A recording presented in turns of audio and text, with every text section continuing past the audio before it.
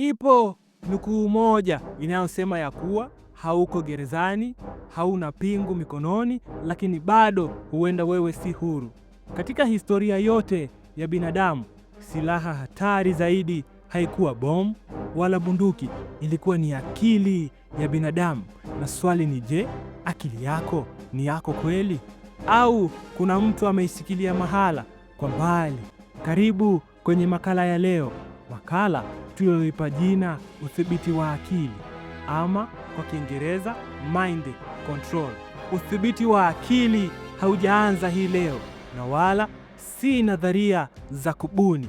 Kwa mujibu wa Profesa Philip Zimbardo, mwanasaikolojia maarufu kutoka katika chuo kikuu cha Stanford, alikaririwa akisema ya kuwa binadamu anaweza kuelekezwa, kuamini, kutii na kutenda kinyume na maadili yake ikiwa mazingira yake yatathibitiwa vizuri. Na ndipo tunakuja kufahamu ya kuwa sasa udhibiti wa akili ni matumizi ya saikolojia, propaganda, hali ya hofu, kurudia ujumbe na matumizi ya teknolojia, huku lengo kuu likiwa ni kubadilisha jinsi mtu atakavyofikiri bila yeye kufahamu.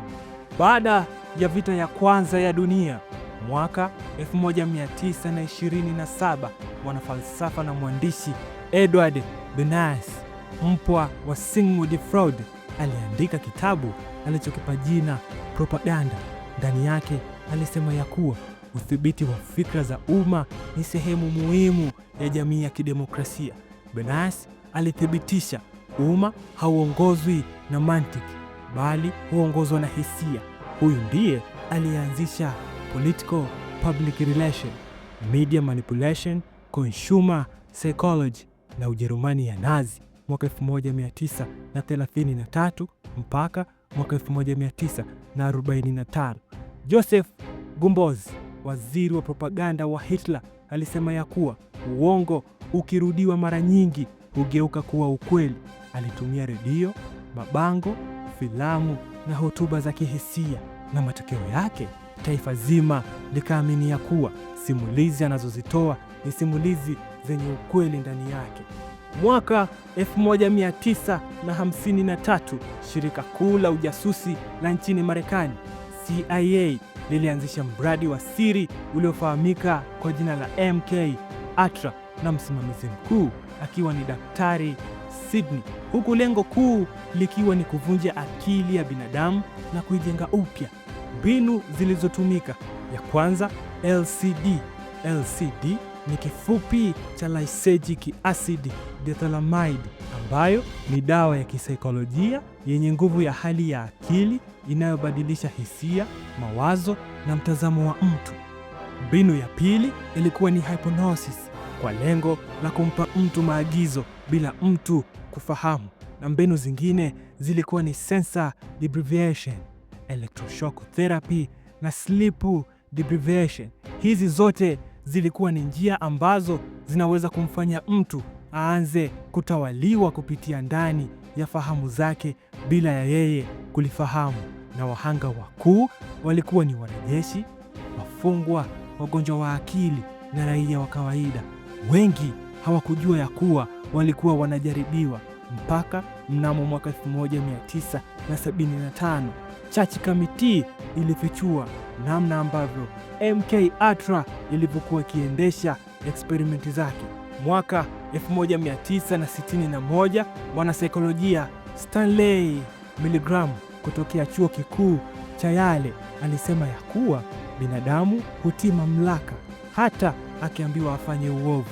Mwaka 1971, katika majaribio ya Stanford Prison, wanafunzi waligeuzwa kuwa walinzi wafungwa ndani ya siku 6, na unyanyasaji, ukandamizaji na ukatili ulikuwa uko juu kiasi ya kwamba mazingira yanaweza kumgeuza binadamu kuwa mkatili bila hata ya yeye kufahamu.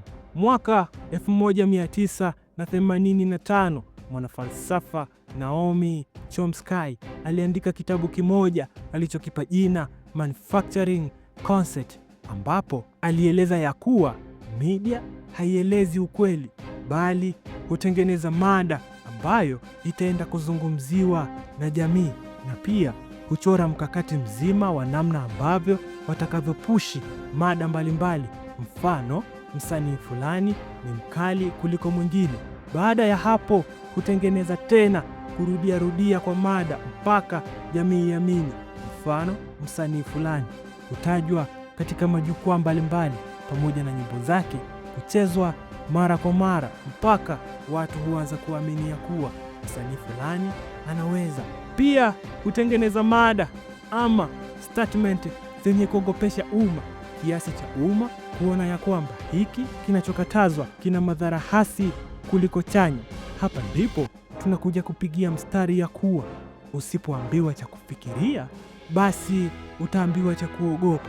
Msomi Tristan Harris ambaye alikuwa mfanyakazi katika kampuni ya Google aliwahi kukaririwa akisema ya kuwa simu zimeundwa kama mashine za kamari, zinachochea dopamine, na dopamine ni homoni inayokupa furaha hasa kwa watumiaji wa mitandao ya kijamii. Basi algorithm huchangia unachokiona, huficha usichokiona na kukuweka katika echo chamber. Echo chamber ni hali ya mtu kuwa na mawazo yenye kujirudia. Basi wapenzi wa mitandao ya kijamii utaiona video ama taarifa ambazo wewe unazipenda tu na si vinginevyo. Baada ya ukoloni, wazungu bwana wakaifuta historia nzima ya mtu mweusi, alafu wakaiandika upya, na mashujaa waliotetea haki katika jamii zao wakawaita kuwa ni waasi. Alafu kubwa zaidi ni kwamba maarifa ya jadi eti wao wakayaita ya kuwa ni ushirikina.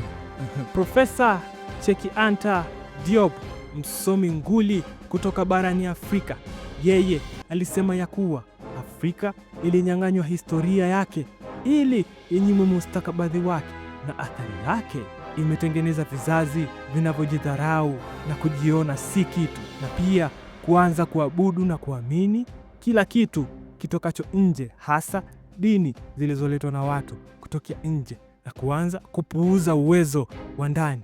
Wasomi wanakubaliana ya kuwa uhuru wa akili huanza na kusoma katika vyanzo tofauti, kufikiri kwa njia ya kina, na pia kupunguza propaganda, alafu kujitambua. Mwanasaikolojia kutoka Uswizi Carl Jung alisema ya kuwa until you make an conscious it will direct your life and you will call it a fate, ikiwa na maana ya kuwa mpaka pale utakapoifanya fahamu fiche kuwa fahamu ya wazi, itaendelea kuendesha maisha yako na wewe utaita hatima. Udhibiti wa akili hauonekani, lakini athari zake zinaonekana kila mahala. Elimu bila ufahamu ni utumwa. Maarifa bila uhuru ni gereza. Ukishafungua macho yako, huwezi kuyafunga tena gizani. Jina langu ni Wycliffe Yohana Peter. Asante.